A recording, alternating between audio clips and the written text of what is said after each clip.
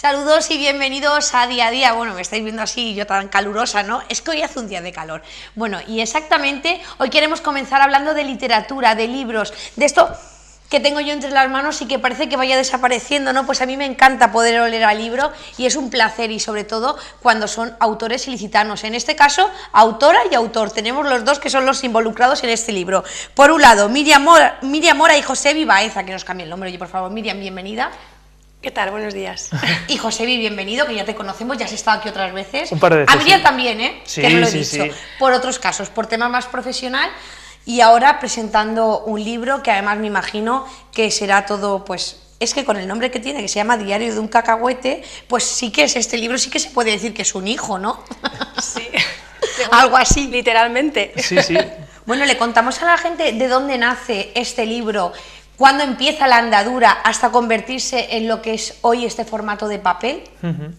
Bueno, Diario de un cacahuete es la recopilación de los artículos de un blog que abrimos Miriam y yo cuando ella estaba embarazada de nuestro primer hijo, ¿no? Es este mundo de los blogs de crianza, de los blogs de mamás y de papás, pues allá a finales de 2011, ¿no? Que no tenían tanta... No hay tanto renombre, tirón, ¿no? ahora hay un montón, ¿no? Y muy buenos, y hay mucho nivel, y hay papás y mamás involucrados en el tema de las páginas web, de los blogs, haciendo cosas muy interesantes, pero por aquel entonces no se prodigaba tanto.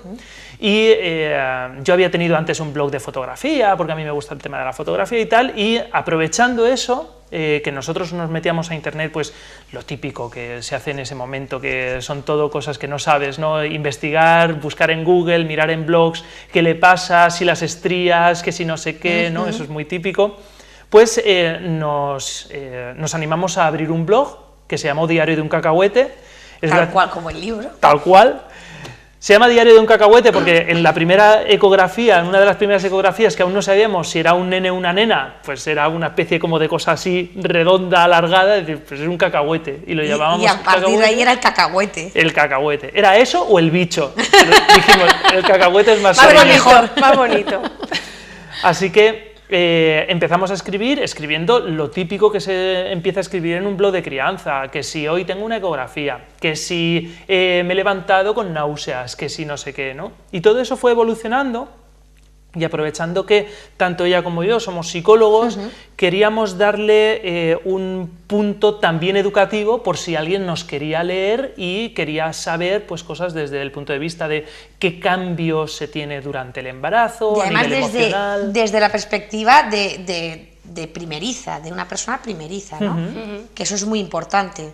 Sí, porque bueno, este libro es muy genuino. El libro es tal cual el blog, transcrito en papel, y día a día íbamos contando, ¿no?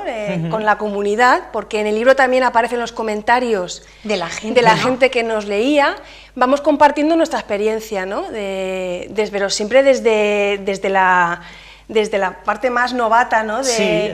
Desde esa incertidumbre de decir, bueno, estamos viviendo el proceso, ¿no? Y cuánta gente vivía el mismo proceso. Exacto, ¿no? Entonces, bueno, hay un poco de todo.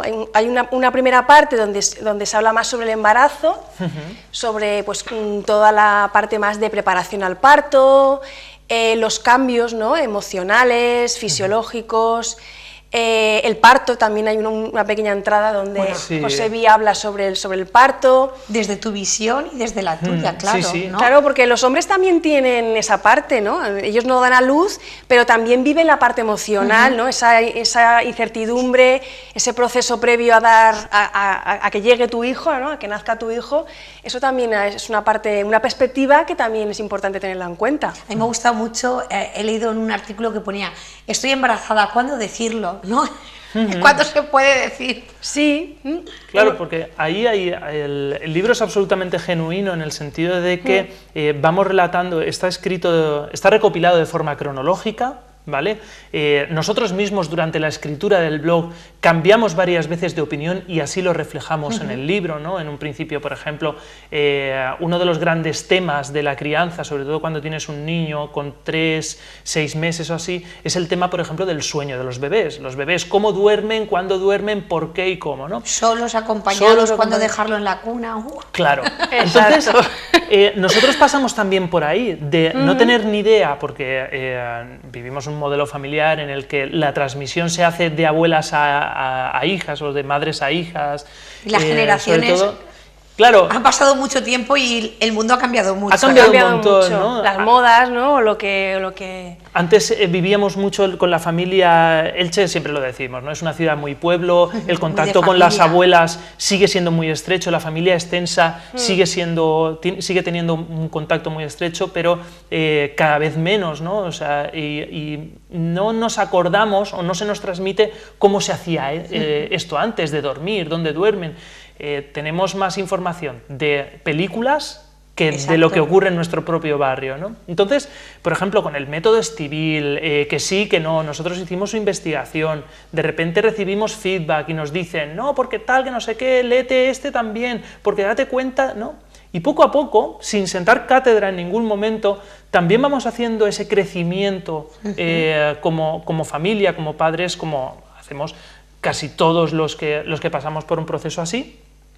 Y nos contradecimos muchas veces y en algún artículo, al principio, en alguno de los capítulos, al principio hay un aviso de este es el artículo tal y como lo escribimos, pero actualmente pensamos de otra forma. Y está ahí puesto con los comentarios que nos hicieron cambiar de opinión. Y gracias a esos comentarios, vuestro hacer toma otro rumbo. Exacto. ¿No? Vamos creciendo, ¿no? Por ejemplo, con el tema del colecho, en principio nosotros cuando yo estaba embarazada no nos sentamos en plan de ¿vamos a colechar? ¿No vamos a colechar? En principio, pues lo típico, ¿no? Te compras la cunita para ponerla dentro de la habitación, pero en ningún momento... Y haces la habitación estaba hecha con su hicimos cama y la con sus cortinas, con su todo. Hace ilusión, yo pienso que eso hay que pasar por ahí. Hay que vivirlo al final, Exacto. ¿no? Exacto. Y luego, con el paso de las semanas... creo que en el libro yo lo cuento, ¿no? Un día me levanto y me despierto y me veo al bebé en la cama, ¿no? En una de las tomas nocturnas, yo me había quedado dormida, él también, y me di cuenta de que había dormido mejor, que el hecho de tener que levantarme cada X tiempo a cogerlo, darle el pecho, volvérmelo, entonces... Un poco vamos contando ahí todo el proceso, claro, porque yo pienso que la maternidad o la paternidad también es un poco eso, ¿no? Ir probando, ¿no? Y que cada persona, cada pareja, cada niño es un mundo. Claro, absolutamente, y sí. cada bebé es un mundo, y lo que con uno te funciona, con otro no, y cada bebé también tiene unas necesidades. Bueno, que solo tenéis más bebé aparte del primero. Tenemos dos. Entonces, ahora habéis vivido de otra manera Claro. Sí, bueno, en las cosas importantes sí que hemos mantenido un poco el estilo del mayor. El pequeño ha nacido más o menos por el mismo sitio y ¿sabes? Hay cosas que se repiten. Hay cosas que se dan igual. Sí.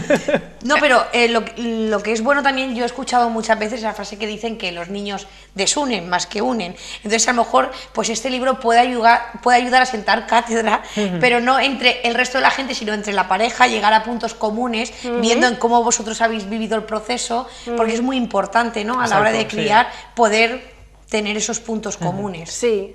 Sobre todo compartir, comunicarse mucho con la pareja, ¿no? Sí, que al final tener un niño te hace descomunicarte, es como, esto es mío, yo hago esto, claro. Tú es lo otro, tú ves a trabajar. Sí, llega como quien dice un ser extraño en la familia que de repente... A ver quién lo acapara más. Sí, lo desestabiliza todo, de repente pasas vienes de trabajar y mantita, peli o una serie en el sofá y tal, a de repente llegas de trabajar y empiezas con baño, con cenas, acostar, lavada de dientes y cambia absolutamente toda la dinámica familiar y es un estresor muy importante, efectivamente. Además es una dinámica muy Sí. estricta, con unos pasos que hay que hacer sí o sí. Bueno, para la gente que no sabemos mucho de ser estrictas nos vendría un poco mal.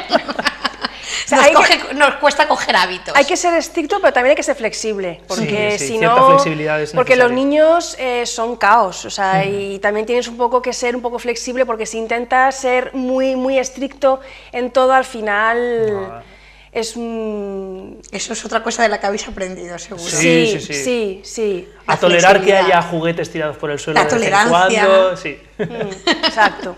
Bueno, ¿dónde podemos encontrar este libro, donde la gente lo puede adquirir? Bueno, en principio en formato digital y físico, en la página web de libros.com, es sencillo, han tenido, ojo, libros.com, se puede comprar tanto en físico como en digital. En Amazon también está en digital, es mucho más barato en digital, son 4 euros frente a los 18 en formato físico, y luego en librerías se puede pedir. Vas a la librería y le dices, oye, de la editorial libros.com, Diario de un Cacahuete, ellos se ponen en contacto con la distribuidora y lo pueden, se puede pedir. Lo habéis hecho muy fácil, entonces. Sí, ¿no? Bueno, ¿qué es para vosotros tener este libro en la mano ahora? Que ya lo tenéis.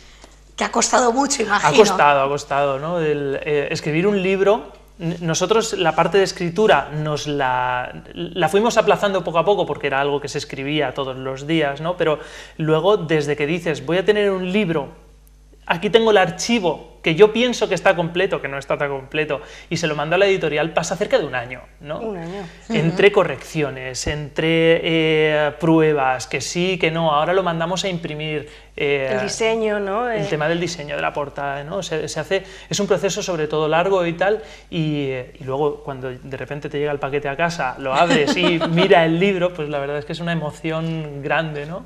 Es bonito, bueno, de hecho nuestro hijo, Luke, que sabe que es el cacahuete, sí, él lo sabe. Él está, cuando lo ve, dice, oh, yo soy el cacahuete. Claro, porque él es el cacahuete. Yo soy el cacahuete, ¿no? Y yo creo que... Lo quiere llevar al cole para Hombre, enseñarlo. Claro, yo creo que sí. En el Tenéis cole, que ir al cole de Luke. Sí. En el cole tienen un formato, en la clase, él enseña y conta, ¿no? Que cada día un niño de la clase, una niña de la clase puede salir y mostrarle al resto de compañeros algo, ¿no? Algo que tienen en casa y que resulta curioso, chocante o interesante, y lo muestran, ¿no? Y yo creo que él también se lo quiere llevar, ¿no? Porque Pues para él también es un orgullo, claro, ¿no? Que sus padres hayan hablado de él, ¿no? En todo ese proceso y quién sabe, igual luego escribimos otro libro hablando del segundo, de Oliver. Yo creo que se lo merece, ¿no? Por lo menos si Luke tiene uno, el segundo tiene que tenerlo porque viene bien, porque darle esa segunda parte a la crianza y llegar un poco más lejos, porque el blog se cerró. Sí, el blog está No se clausurado. abrió, pero no quedamos a expensas de que pueda haber una segunda parte. Podría del libro. ser. Porque además estáis metidos en crianza. Sí, claro. Sí, y ahora que yo creo que hemos madurado como personas y como padres también, yo creo que le podemos dar otra perspectiva, ¿no? Otra complementaria a lo que hay ahí. Pero no sé, puede ser interesante darle una segunda parte. Bueno, habéis plantado un árbol porque tenéis hijos, habéis escrito un libro, os queda plantar un árbol. Yo lo digo muchas veces, yo tengo varios bonsáis, ¿se cuenta? Son bueno, pues pequeños. eso cuenta, y lo habéis hecho todo. Entonces ya tenemos que ir a la segunda parte sí o sí. Exacto. Oye, Miriam, José, muchísimas gracias por venir, y ya saben, pues yo creo que es una ayuda para esos papás que están comenzando, y para los que no, como yo, pues una curiosidad, porque igual podemos ayudar a los que están empezando, ¿no? Exacto. También está bien. Sí, compartir, hay que compartir. Hay que compartir, nunca viene mal aprender cosas nuevas, y esto nos va a enseñar por lo menos vuestra perspectiva, y le va a servir a mucha gente para cometer errores un poco menos. Exacto. Un poco menos. Exacto. Pues nada, muchísimas gracias por A venir. ti. Gracias a Muchas ti. gracias. Y a la gente que está en casa, pues nada, me voy a publicidad, pero no se vayan, que vuelvo enseguida.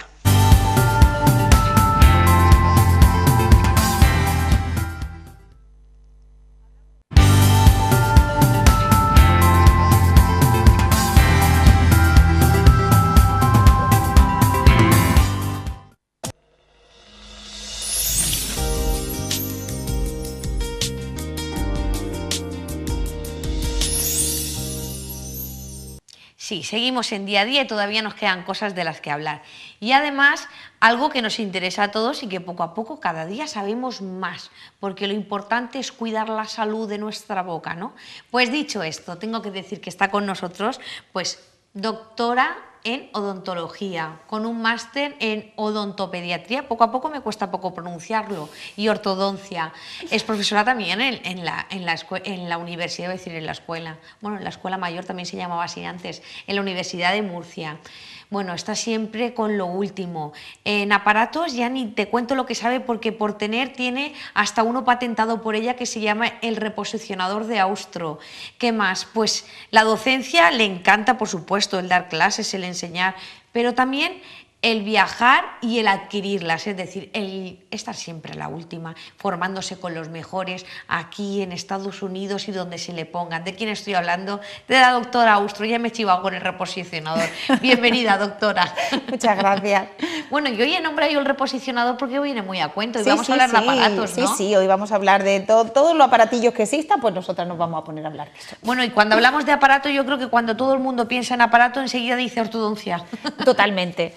Bueno, hay mucha gente que a lo mejor nos dice, ¿Cuándo le pongo a mi niño el aparato? Eso, es ¿cuándo? como que la gente está un poco obsesionada y el aparato hay que ponerlo ya, y hay que ponerlo ya, y hay que ponerlo ya. Bueno, no hay una edad exacta para poner el aparato, pero sí que verdaderamente tampoco hay una edad exacta para decir, bueno, pues a los 12 años o a los 13 años, cuando se recambien todos los dientes, entonces tenemos que colocar el aparato. No es así.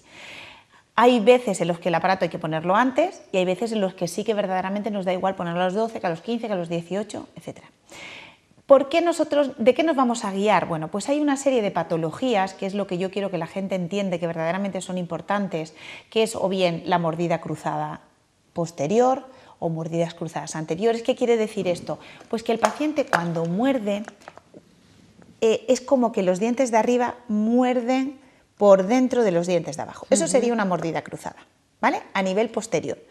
Esto sería una mordida cruzada a nivel anterior, ¿vale? Que los dientes muerden por dentro. Y luego tenemos diferentes patologías. Puede ser que el maxilar esté mucho más adelantado que la mandíbula o que la mandíbula esté mucho más adelantado que el maxilar, ¿vale? Entonces sí que verdaderamente en estos casos ahí es fundamental que el paciente sea tratado. Y eso tiene que ser en periodos de crecimiento, es decir, no tenemos que esperar a que el paciente tenga 15 años o 16 años porque verdaderamente necesitamos que el paciente esté creciendo.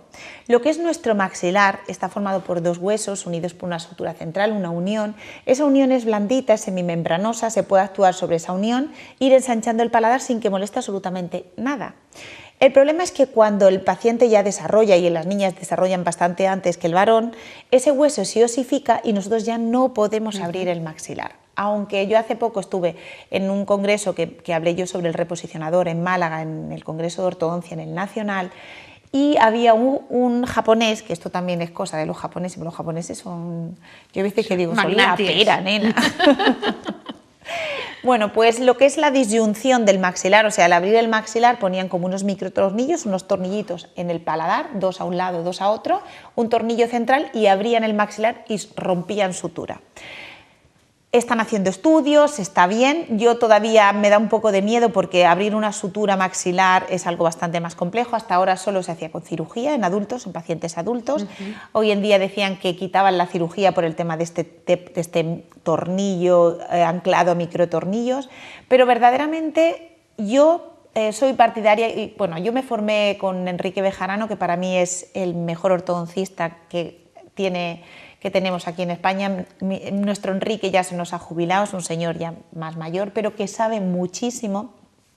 Y yo hay una cosa que he aprendido de él, y es que todas las patologías, si se tratan en el inicio de esa patología, evitamos que lleguen a una cosa mucho peor. Es decir, un paciente que tiene una mandíbula pequeñita, si nosotros lo tratamos y estimulamos crecimiento, evitaremos que el paciente termine en una cirugía de quirófano, de cortar maxilar, de poner unas placas, de adelantar mandíbula, y es un tratamiento complejo y bueno, pues que evitamos esa anestesia general donde el paciente sí que va a tener un riesgo importante para su vida.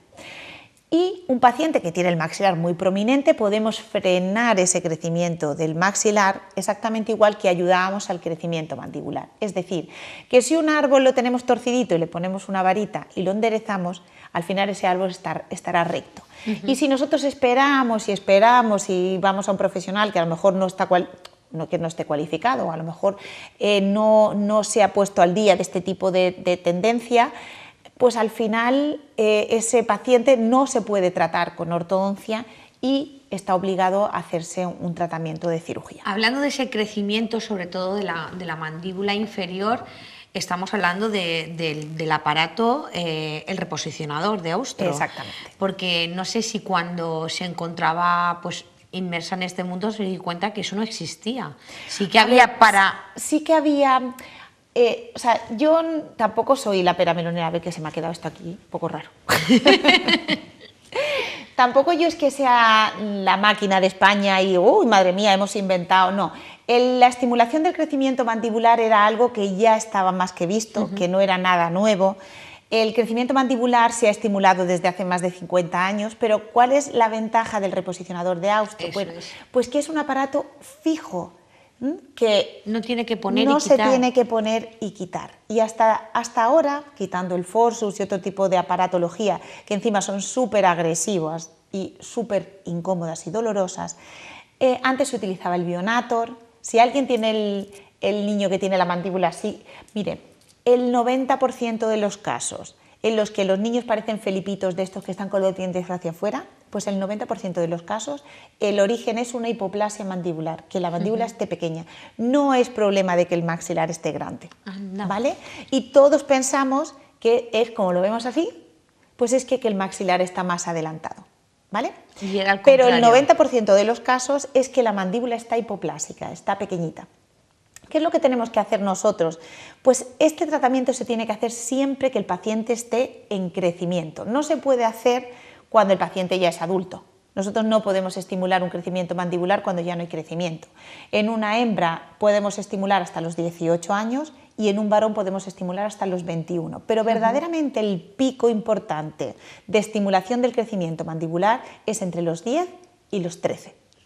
¿Vale? Ahí es cuando nosotros va a haber ese pico, es cuando los niños desarrollan y es cuando vamos a tener ese pico de crecimiento que podemos estimularlo. Entonces, si alguien está interesado puede mirar, porque ahora como lo del Google, Lo eso tienen nos todo. encanta, eso es la pera melonera, eso es madre mía, no sé qué, no sé qué. Voy a Todo mirar lo a ver sabe el qué es, Google. todos lo sabemos, el Google es... Mi suegro, que es muy gracioso, él es médico, dice, qué miedo que me da el Google porque todos los pacientes vienen que saben de todo. De todo, de todo, Y de el todo. problema es que Google no es sabio. O sea, hay cosas que sí que son verdad, pero hay otras cosas que no son Hay verdad. que llevar cuidado con Hay las que llevar- páginas. Efectivamente, y hay que llevar mucho cuidado.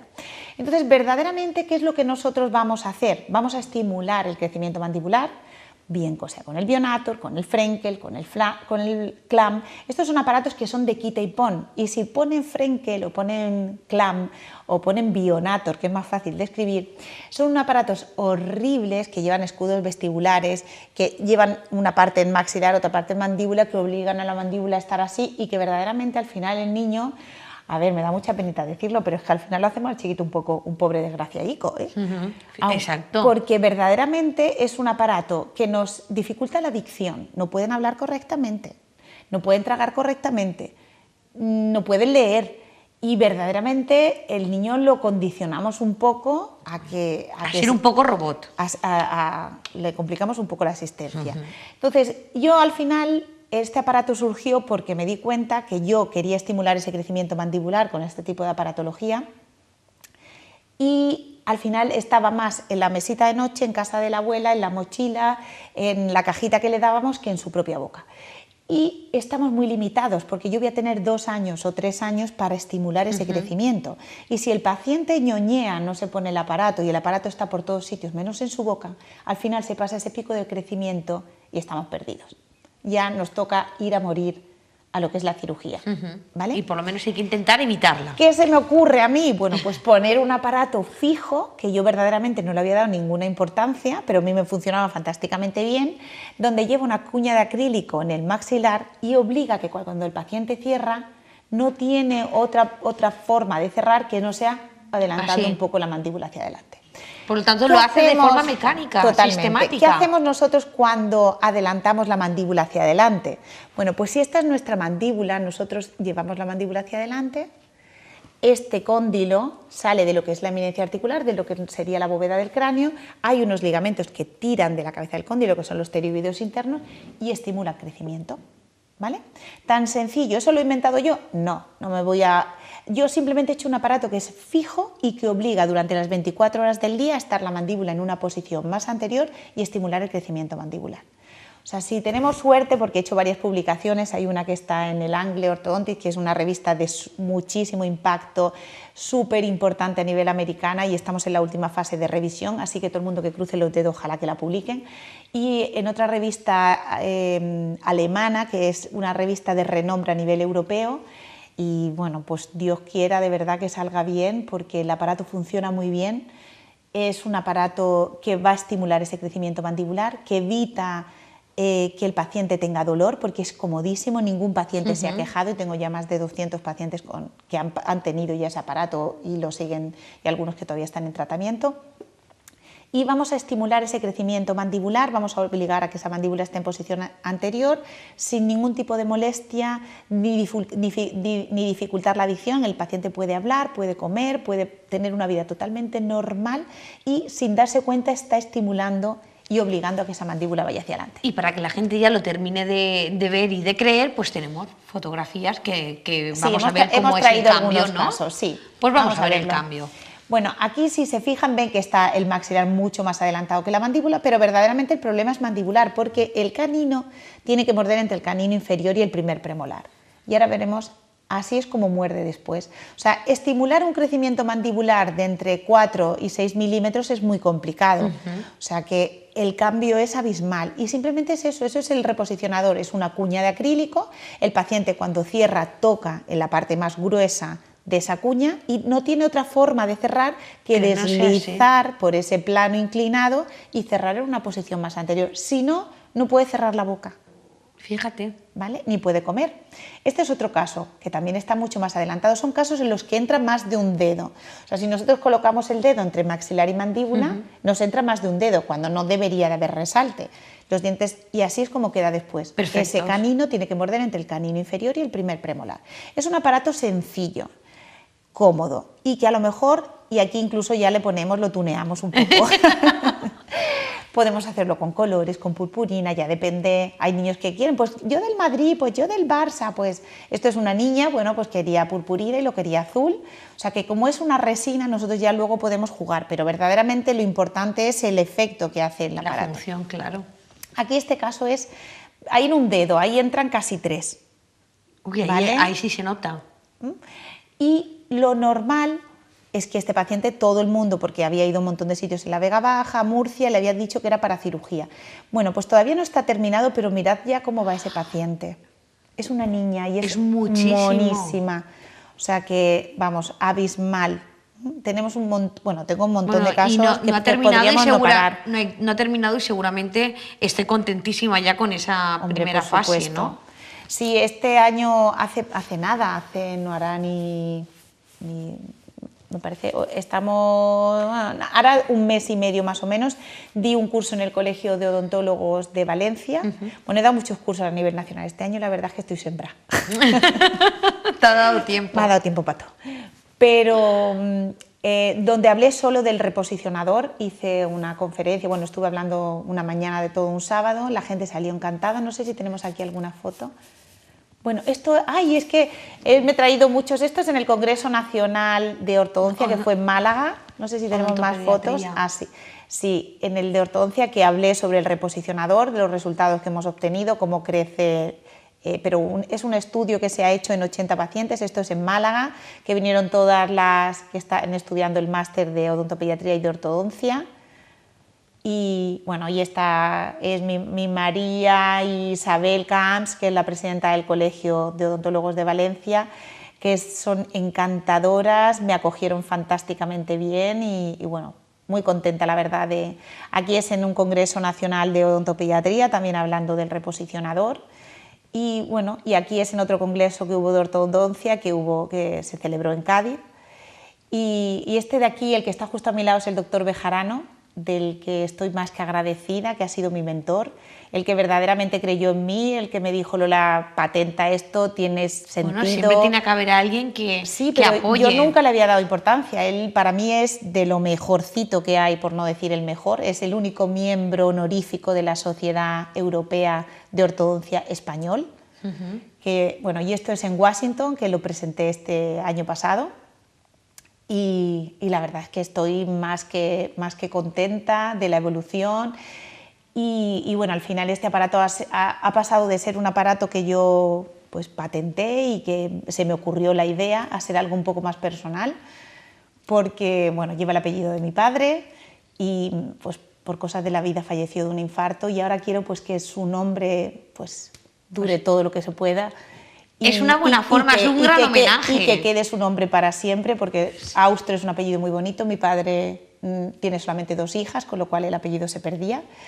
Y solo espero que el día de mañana mi hija estudie odontología y tenga el orgullo de decir, mamá, pues mira, entre los aparatos que se ponen funcionales, está el reposicionador de Austro ¡Hala, y qué que bonito! su nombre, vamos, verdaderamente el que haya ido a tantos congresos, lo haya expuesto tanto, es simplemente por él.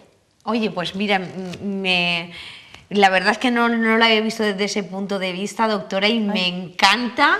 Bueno, es que es apasionante y emocionante. Ya. Y hablando de aparatos, antes de que rompamos aquí a lágrima viva, hay un aparato que no nos podemos ir sin Sí, hablar de él, por favor. el ortoapnea, pero como ahí no tengo que hablar porque se me ha puesto un poquillo de huevo. Ponemos la foto y la gente lo ve. Venga, sí. Hay un vídeo. Hay un vídeo donde hablamos... A ver, para que la gente sepa qué es el ortoapnea. El ortoapnea es un aparato que funciona genial, que yo lo he experimentado en mi propia vida porque mi marido, el pobre, roncaba como un poseso. Es un aparato que lo que hace es una protusión mandibular, obliga a la mandíbula a ir a una posición más anterior y hace que la vía aérea sea más permeable, evita la apnea del sueño. En este caso que es una paciente que dijo, a mí grábame, que yo lo quiero contar a todo el mundo, y además que ella es súper graciosa y encantadora. Nos trajo el otro día el informe del Hospital de Elche, de que inicialmente ella tenía 50 apneas, del estudio que le hacen de la apnea del sueño, y que le habían repetido el estudio con el ortoapnea y había pasado a 9, que el doctor Fíjate. estaba encantado, que incluso decía que 9 apneas es lo que tiene un paciente que no ronca, esas mínimas apneas, microapneas, y bueno, pues que es una solución para muchísima gente que ronca, que no descansa, el riesgo de la apnea, que uno puede morir con una apnea durante el sueño, el que el paciente no descansa y verdaderamente se levantan cansados, al final del día 9, 10 y media, 10 están agotados, se duermen por las esquinas porque verdaderamente no llegan a la fase REM, no llegan a conciliar ese sueño, a descansar. Y es un aparato sencillísimo, no es el CPAP, esa máquina así que se pone que parece que el paciente, tienes al marido al lado y parece que esté terminal, que le quedan 2 días. Muy desagradable. Muy desagradable. Y evitamos, bueno, pues ese aparatejo horroroso que al final nos quita el gusto, el olfato, que es incomodísimo, que hace el ruido del aire, que tenemos que ir cargando con una maletita si nos vamos de viaje y tenemos que tener un enchufe. Y esto es un aparato sencillísimo que se mete dentro de boca, que no se ve, que no es antilujuria, como decía mi suegro, que el aparato ese es antilujuria feísimo, y que nos va a solucionar el problema de una forma sencilla y súper efectiva. Bueno, pues nosotros nos despedimos, pero no se vayan porque les dejo el vídeo y así también lo podemos disfrutar nosotras. Mirar, vean el vídeo y ya saben que nos vemos aquí en Teleelche en Día a Día. A ver, Tami, cuéntanos. Ella lleva una ortoapnea porque tenía apnea del sueño y para que ella dé un poco también su visión personal de cómo le ha ido, de que es algo muy sencillo, que no es como el CPAP, la máscara esa que parece que el enfermo esté terminal, que se nos va a morir el día siguiente, que te ahoga mucho. Sí. Bueno, Tami, cuéntanos un poquillo, tu experiencia. Pues nada, hace 2 meses me diagnosticaron apnea del sueño y nada, llevo 20 años despertando 5 veces por la noche y lo llevo muy mal, del sofá a la cama, de la cama al sofá, muy cansada por el día y entonces vi a la doctora y me comentó, entonces me he animado a hacer el aparato. Y nada, lo llevo solo semana y media, duermo como un niño pequeño. De un tirón. Mira qué bien. Estoy muy contenta. Muchas gracias, muy amable. Me habéis salvado, como dice, la noche. Y el matrimonio. Y el matrimonio estaba a punto de separarse de mí. 20 años llevaba sin dormir de un tirón. De verdad. De verdad. Entonces es muy cómodo, ¿verdad? se adapta a los dientes, puedo respirar o tragar saliva, que creía que me iba a ahogar. No. Entonces se puede tragar saliva, me puedo respirar por la nariz, por la boca, incluso puedo beber agua con la canita. Vale. A ver, yo no aconsejo que se beba con el aparato, es más No, cómodo, eso pero bueno, ya es una Pero es que no me levanto, no me levanto ni bebo, Es que ya está ni voy feliz. a servicio, sí. Bueno, es un aparato que es muy cómodo, ábreme un poquito, y te lo vamos a colocar. Y simplemente es como 2 celulitas que van en la parte superior y la parte inferior y ya cierran su boca y a dormir. Después se saca, el aparatito este se limpia. Además es un aparato que aunque parece así más engorroso, luego es como blandito por dentro, Sí, es ¿verdad? muy blando, muy mástico, como un chicle. Como Sí, si te queda el chicle sí, pegado en la sí, boca, es como igual. comodito y todo. Como, sí. Pues Carmen, me alegro mucho de... Pues nada, muy Porque amable, el muchas tenedor gracias. va del tirón. Duermo de tirón. Además, estoy más relajada por el día y no estoy Porque tan has descansado. tensa. tan nerviosa. De verdad, muchas gracias, muy Me amable. alegro, pues ya sabes, a ti, papalotillo, cuidarlo. Sí, sí, gracias. Venga, hasta luego.